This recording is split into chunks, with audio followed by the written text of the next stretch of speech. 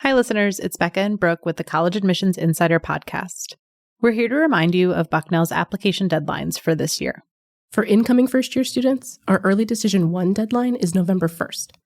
And for Early Decision 2 and Regular Decision applicants, our deadline is January 10th. We can't wait to meet you through your application.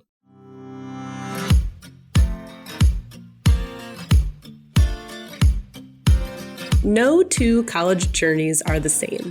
For some, it might mean attending college right in their hometown, while others might travel halfway or even to the other side of the country for school. And then there are those who take their education beyond borders. I'm Brooke Thames from Bucknell University. And at the request of one of our listeners, in this episode of College Admissions Insider, we're exploring options for attending college outside of the U.S. Thanks for suggesting this topic, Elizabeth. And I'm Becca Haupt-Aldridge, also from Bucknell.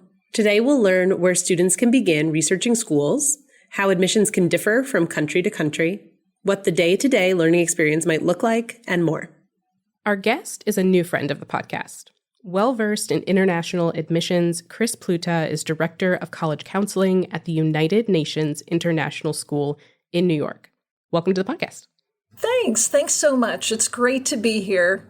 I'm a big fan of Bucknell, and I'm really honored to be a guest on your podcast. Yeah, we're so excited to have you. And so to give our listeners some more background, can you tell us a bit about your career in college counseling and your work at the United Nations International School? Sure. I began in admissions as an admissions officer at the University of Pennsylvania back in 1997. And from there, moved to New York City and was part of the admissions office at Barnard College.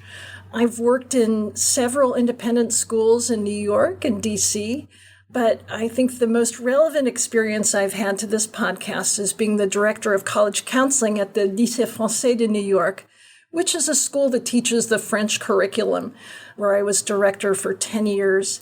And now, for the past 2 years, I've been the director of college counseling at the United Nations International School, which is absolutely as cool as it sounds. We have about 1,500 students from pre-K through 12 from 109 different countries.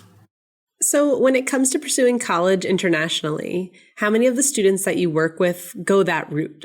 What locations tend to get the most interest?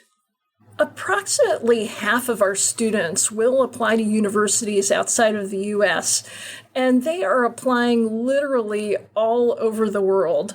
So a lot of them will apply in the UK and Canada, but the Netherlands, Ireland, France, Spain, Italy, Sweden, Japan, all of these places will be found on our students' lists. About 70% of our students will eventually stay in the U.S., though they might apply to multiple countries. But we really encourage our students to look abroad. And I can imagine that process might be a bit different for a student who maybe has lived abroad before or has other international experience in comparison to a student who was born and raised in the U.S. And so how might a student from, say, central Pennsylvania start exploring higher ed options and opportunities abroad? Does it all start with throwing a dart on the map?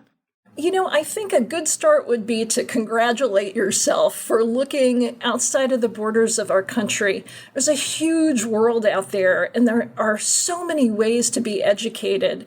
So I think it's a wonderful thing. And I think looking at a map isn't such a bad start.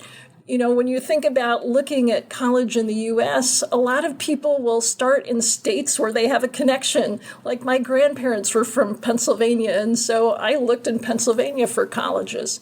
Your family might have some origins in Ireland or Italy, or you might have seen a movie in French that you thought was really cool. These are all reasons to start a college search in a certain country.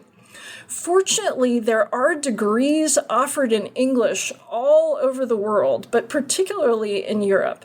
And you can investigate the differences between these university systems, usually on a centralized website. So most countries will have a website where they list the different kinds of degrees they offer, the different majors or courses they have, and also how to apply.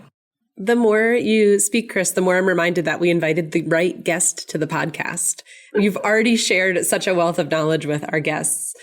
I'd love to begin to break down some of these considerations that you mentioned piece by piece, maybe starting with academics. So how can a student be sure that their high school preparation in the U.S. matches what a school in the Netherlands, for example, might be looking for? It's a great question, and I think it's important to note that most countries have a centralized educational system where everybody is pretty much taking the same courses, and there are the exact same exams offered by the government at the end of the high school process. And so it's usually those exam results that end up being the basis for admission. Now, in our country, we have very different graduation requirements based on the region where you've grown up and based on the school system in which you attended. So international universities know this, and they will publish entry requirements for international students so that you don't necessarily have to bring the exact same education as someone from the Netherlands in your example. And in these entry requirements, usually standardized testing is a big part of it. Not always, but a lot of the time. And that could be SAT testing, ACT testing, AP testing, IB testing, and sometimes they'll have their own entrance exams that they'll offer applicants. Grades in your courses may also be evaluated, so that high school transcript could be a really big part of this application process too. Oh, and I should say that if you go online and look at different universities, international universities online, you are going to see these entry requirements very well articulated so that you will be able to see whether or not you have what they want in order to study the subject that you're looking for. It's possible after looking at the entry requirements that you might not be sure if you qualify for admissions. In that case, it's totally okay to write to the admissions office and ask them if your credentials are what they're looking for admission. And so let's say a student has done all of their research, they've reached out if they needed to, and they're confident that they might meet the requirements. Then, of course, there's the whole admissions process. And I'm already hearing a heavy emphasis on standardized testing, which could be different than some schools in the US. A US school might require an essay, supplemental question responses, and recommendation letters on top of grades and standardized tests, or maybe not standardized tests at all if they're test optional, like Bucknell. And so can you tell us a little bit more about how varied admissions can be from place to place? Oh, yes. Well, the admissions process can work in a very different way from the one we have in the U.S. That said, of course, there are American universities abroad that will have an admissions system very similar to ours. So places like the American University of Paris or Bard College Berlin or NYU Abu Dhabi, all places I visited recently and thought were terrific, they will have an admissions system that's just like ours. But outside of these private institutions, usually with some kind of American affiliation, the application process will be centralized.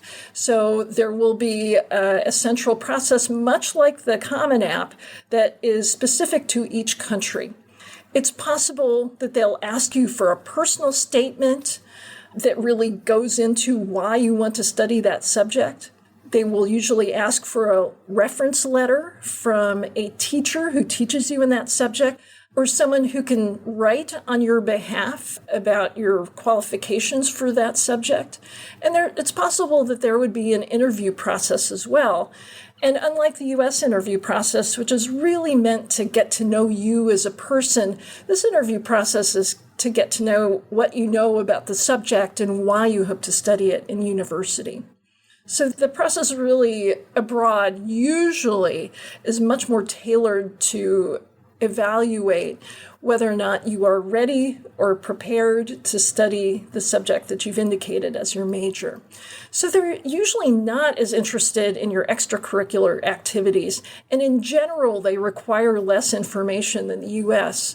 So for instance, in the Canadian system, for the most part, most of these universities do not ask for any essays at all or recommendation letters. They don't require testing, and they'll just ask that you complete a form and send your transcript, and that's it. It's beautiful. Wow, that is such a strong contrast to things like holistic review and kind of the liberal arts experience that we're familiar with here in the US. And to your point, what a great idea that students really explore all that is out there and available to them. It sounds like there are lots of nuances in the admissions requirements and qualifications and application process. And I'm sure the same goes for cultural norms and values around education too.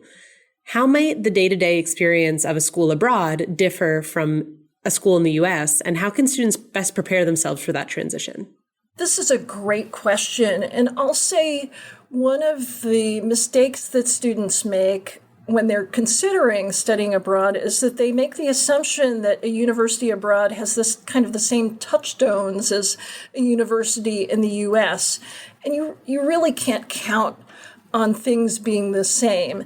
For instance, you really need to explore whether or not this university has a campus, whether or not it has residence halls, whether or not you have the ability to take classes or coursework outside of your major, or the flexibility to change your major without withdrawing and reapplying. It's not a given that faculty are available to answer your questions outside of class. The degree program might be 3 years or 4 years. You want to look for and find out if they offer you special advisors for international students who can help you acclimate and understand the education that you're getting. You want to see if there's student life programming. And, a good question to ask is, do local students go home on the weekends? Some students I know are really happy to be in a kind of an empty residence hall over the weekend, and others really don't want to live that life. And so what you need to do is ask a lot of questions from people who are there already. Cultural norms are different, so you need to know what it's going to be like to be there. And also ask some questions about class etiquette. I've heard stories of professors in Europe who don't let you go to the bathroom or who take attendance every day, and that's part of your grade. So I think the only way to kind of get to the answers to these kind of questions is to get connected to a student who's already there. So one thing I would suggest is getting in touch with the admissions office to be introduced to an international student who can really help you understand. And I think even when the culture is relatively similar, you will suffer some culture shock probably. I remember hearing a story about a student from the US who decided to go to university in Canada and was just shocked when they turned on the television or listened to the radio. They were hearing about Canadian politics and Canadian culture. And even though it might seem obvious to us, maybe it isn't, because Canada is so close to us geographically. So again, ask a lot of questions and also keep in mind that, hey, if you do want an experience that's similar to one in the US, but you want to be abroad, why not try an American university abroad? They're really good at what they do, and you'll have the similar support network that you're used to in the US. Yeah, it sounds like there's only so much that you can imagine in your head that might or might not line up with reality. And the best way to really understand what it might be like is to, like you said, talk to someone who is doing it every single day. One of those day-to-day experiences that I think of off the top of my head is language and language differences. While many countries have English as a second language, is it necessary for a student to have some proficiency in the official language of a country or culture?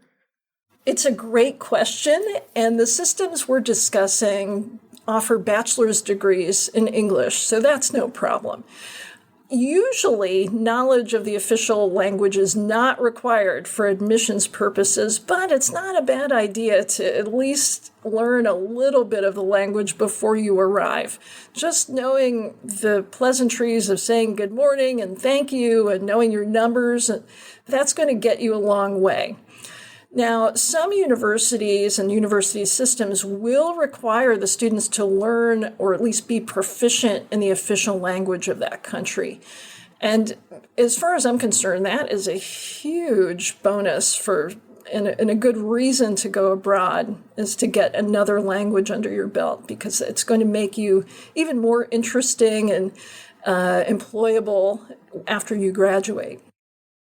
I'm sure that the draw of learning about another culture and another language has to go hand in hand with the decision to study abroad. It's a huge piece of the puzzle, I'm sure. Another thing that is a given when you're studying in the US or elsewhere is that you'll have to decide how you're going to fund your education, whether that's tuition, cost of living, or anything in between. Chris, can you talk us through some options for financing your university experience abroad? Yes, and unfortunately, I don't have great news on this front. Most public universities abroad will not offer aid to foreign students. There might be a few merit-based scholarships. However, they are really hard to qualify for. It's not a given in any way that you would qualify for aid at a public university. And most of the universities that we're talking about are public. So the Oxfords and Cambridges and Exeters of the world, the University of Amsterdam, all of those wonderful places are public. Private universities, however, often will consider students for both need-based financial aid and scholarships. And so I think looking into the universities that interest you, it would be helpful to take note as to whether it is a public or private institution. If it's private, I would really dig deeper into their potential scholarships, because that might be a way in. And whenever I've talked to admissions folks at private universities, they've always stressed that if we have really, really excellent students, there will be some money for them. So I encourage you, if you are serious about studying abroad and you require or would like some financial aid, be sure to apply to public universities, but also look at the private universities. And I'm sure our listeners really appreciate your transparency around especially that funding and scholarship aspect, because that can be one of the main, if not the deciding factor for a lot of students when it comes to their college education. Absolutely. And it's something that you absolutely owe it to yourself to take seriously. We've covered so much ground in this episode about all of the different options when it comes to exploring and choosing to study abroad. Studying outside of one's home country can enhance their development, not only personally, but professionally. And so let's wrap up this episode with your thoughts on why a student should really consider pursuing education outside of the US or outside of their home country in general. Absolutely. Exposing yourself to different cultures, different languages, different ways of thinking, different ways of learning, different people. These experiences are very valuable to being a complete human being, and will also, in a more practical sense, make you more valuable to your employers and also to graduate programs. Whether it's for a full degree abroad or for a year abroad at a U.S. institution, your experience abroad will absolutely change your life in all of the best ways. And I can tell you now, I have lots of friends who still keep in touch with the friends that they made going abroad. And they're the first to tell me that this is one of the seminal experiences of their lives. And so I hope that while I know going abroad isn't for everybody, I hope that everyone will consider at least exploring this option before making a final choice. Chris, thank you so much for bringing so much value to the podcast and to our listeners. Thank you so much for taking the time. Oh, it's my pleasure. Thanks so much for having me. And thanks to everyone out there for listening. If you're a fan of the podcast, please take a moment to rate, subscribe, and share this episode with the students and families in your life. We'll be back with another new episode in a few weeks. In the meantime, send your questions, comments, and episode ideas to podcast@bucknell.edu. We read every note you send. And finally, you're invited to follow Bucknell on your favorite social media apps. Just look for @BucknellU on Instagram, Facebook, X, YouTube, and TikTok. You can also follow our student-run Instagram account, which is @IamRayBucknell. Until next time, keep reaching for your dreams and your dream school.